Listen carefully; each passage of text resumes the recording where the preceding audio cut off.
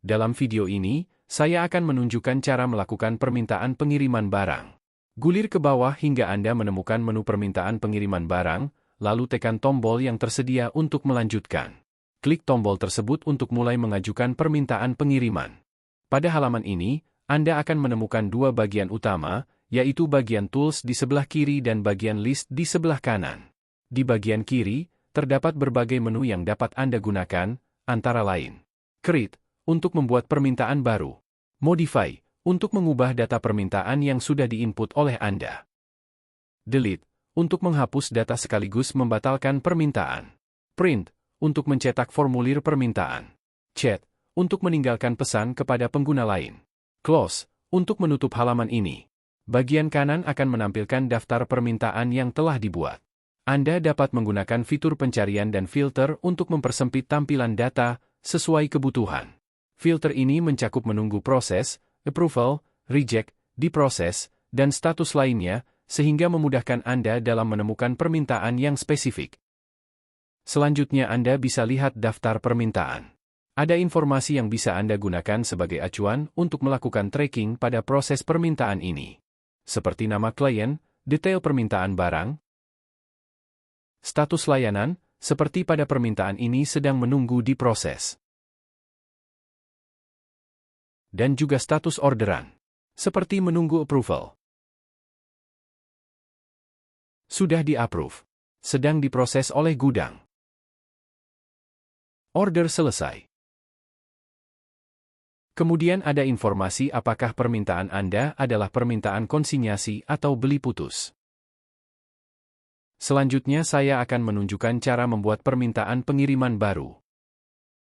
Klik tombol Create New yang terletak di bagian kiri untuk memulai proses pembuatan permintaan baru. Setelah itu Anda akan diarahkan ke halaman Entry. Di halaman ini, Anda diminta untuk mengisi data-data penting yang diperlukan, seperti informasi permintaan serta detail barang. Mari kita mulai dari mode pengiriman. Anda dapat memilihnya sesuai kebutuhan. Selanjutnya, pilih tipe transaksi permintaan Anda. Pilihan tipe transaksi mencakup konsinyasi, beli putus, atau peminjaman barang. Sebagai contoh, pada kesempatan ini saya akan memilih tipe transaksi konsinyasi. Selanjutnya, pilih tipe purchase order. Di sini, terdapat dua pilihan tipe PO, yaitu regular dan PO faktur. Jika Anda memilih regular, itu berarti Anda hanya akan mengirimkan barang kepada klien tanpa melibatkan proses tagihan lebih lanjut.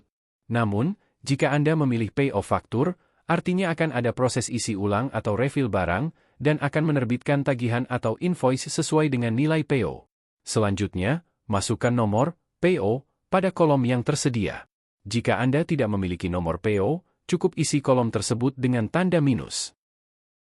Selanjutnya, saya akan menjelaskan mengenai tujuan pengiriman. Dalam aplikasi ini, terdapat dua pilihan tujuan pengiriman, yaitu kirim langsung ke klien, artinya barang akan dikirim ke alamat klien. Dan kirim ke alamat gudang luar kota, artinya barang akan dikirim ke gudang luar kota dan kemudian didistribusikan ke klien. Jika kamu memilih klien, maka Anda hanya bisa memilih klien, dan sebaliknya, jika memilih gudang maka Anda hanya bisa memilih gudang. Khusus untuk sales yang berada di luar kota Jakarta, pastikan Anda memilih tujuan pengiriman dengan tepat. Sebagai contoh, saya akan memilih tujuan pengiriman ke klien mitra keluarga. Untuk itu, klik tombol panah bawah pada kotak input klien. Anda dapat melakukan pencarian data dengan mengetikkan nama klien di kolom pencarian yang tersedia pada drop-down, lalu tekan ikon kaca pembesar untuk menampilkan hasil pencarian.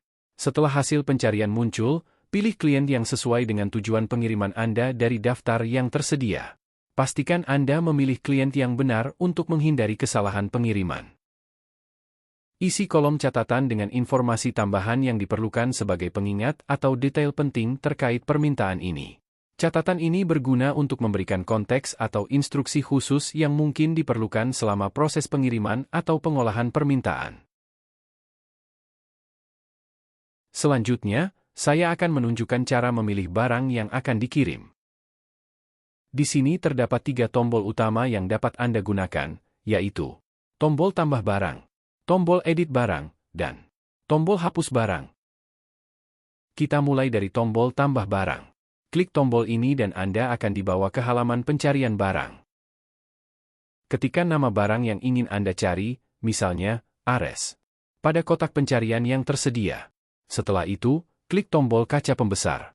Daftar barang yang sesuai dengan pencarian Anda akan ditampilkan di bagian list sebelah kanan. Pastikan barang yang Anda minta tersedia dalam stok. Jika Anda ingin melihat informasi lebih detail tentang barang tersebut, cukup klik tombol biru yang terletak di sebelah kanan atas. Selanjutnya, periksa jumlah barang yang tersedia dan pastikan jumlah stok yang tertera sesuai dengan yang ada di gudang Bisawi. Hal ini penting untuk memastikan bahwa barang yang Anda pilih benar-benar tersedia dan dapat diproses untuk pengiriman. Setelah itu, klik tombol Submit untuk melanjutkan. Kemudian, isikan jumlah kuantitas yang diperlukan. Perlu diperhatikan, jika jumlah yang Anda masukkan melebihi stok yang tersedia, permintaan Anda akan ditolak. Klik Submit untuk melanjutkan. Maka barang yang Anda pilih tadi sudah muncul pada list permintaan barang. Jika Anda ingin menambahkan produk lain, silakan lakukan langkah yang sama. Klik tombol tambah, misalnya, kali ini saya ingin mencari barang vessel loop. Sebagai contoh, saya akan mencari data menggunakan ref barang, cukup ketikkan, BVL, lalu Enter. Daftar barang yang sesuai akan muncul di sebelah kanan. Setelah itu, pastikan jumlah barang yang tersedia sesuai dengan kebutuhan Anda, kemudian klik tombol Submit untuk melanjutkan. Isikan jumlah barang yang Anda inginkan, lalu klik tombol Submit. Jika masih ada barang lain yang perlu ditambahkan, silakan klik tombol tambah dan ulangi lagi proses yang sama.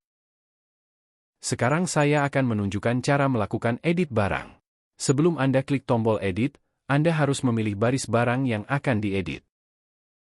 Misalkan saya ingin mengedit jumlah kuantitas barang Ares Manifold dari 5 menjadi 7. Anda hanya perlu mengganti jumlah kuantitas pada kolom yang tersedia.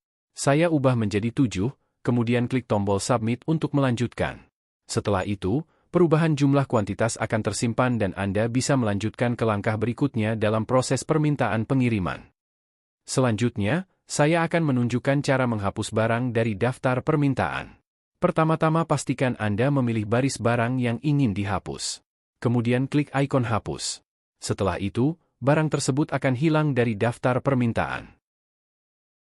Selanjutnya, pada tahap terakhir, Anda harus mengklik tombol Save untuk menyimpan data permintaan yang telah Anda buat. Pastikan semua informasi sudah benar sebelum menyimpan. Permintaan barang Anda akan muncul di baris teratas pada daftar permintaan barang, menandakan bahwa permintaan Anda telah berhasil disimpan dan siap diproses. Demikianlah cara melakukan permintaan pengiriman barang.